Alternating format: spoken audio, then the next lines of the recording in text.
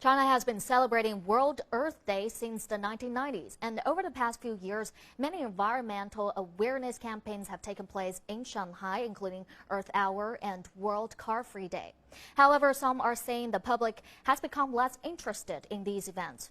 Take World Car Free Day as an example. The day went from no cars on major roads in the city center to no cars on roads in less crowded areas. So some are asking what has brought us the change and where do we go from here?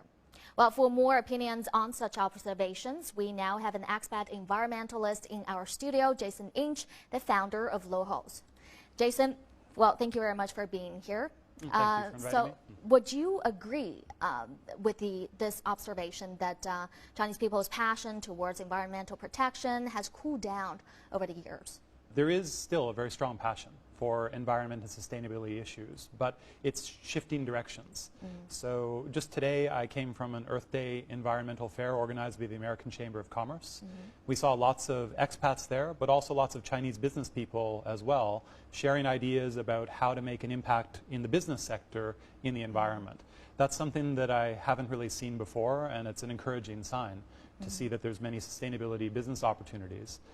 Is the government should be more involved in the campaigns? Well, the government's role is partly to provide some public funding for these kind of activities. Other than that, I think the government also has to kind of take a hands-off approach and let the community to organize the activities that they want to organize. So actually allow activities to happen.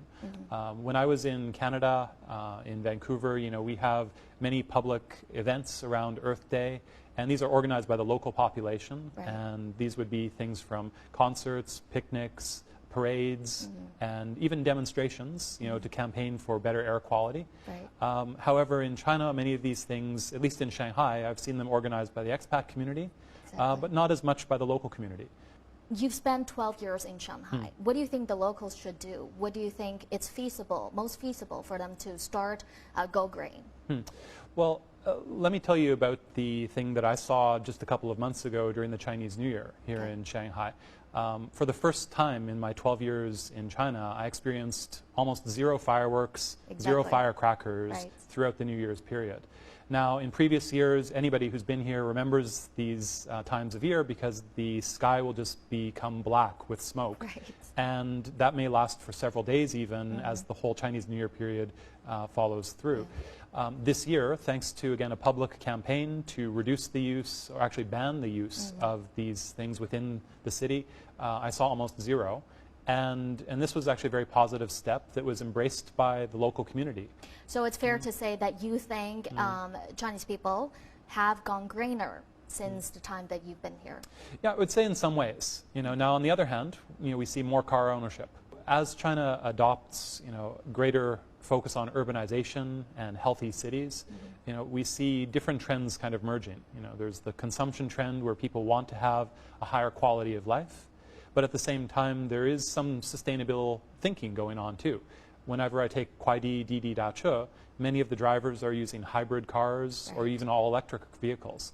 This is a really good step. Now, the government could take that one step further and start to produce more clean energy at the source. So instead of relying on coal-powered energy generation, they could install even more wind, even more solar to actually close the loop.